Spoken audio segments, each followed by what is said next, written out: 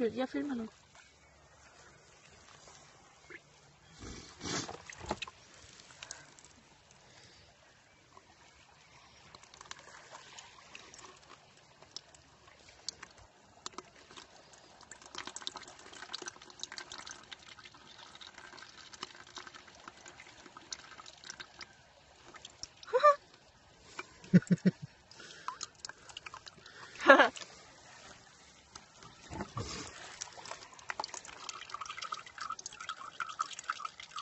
Nu flytter den ind i et nyt hus. Ja.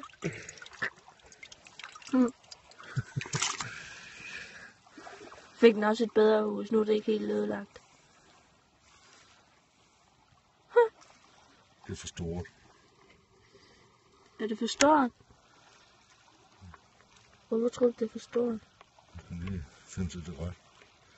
Det er fordi, de plejer at prøve sig frem, men nu var det den eneste, den lige kunne finde, så var den nødt til det. Og den kravler ikke ud nu. Der skal den være tryg at sidde inde i en plante med tang og alt muligt.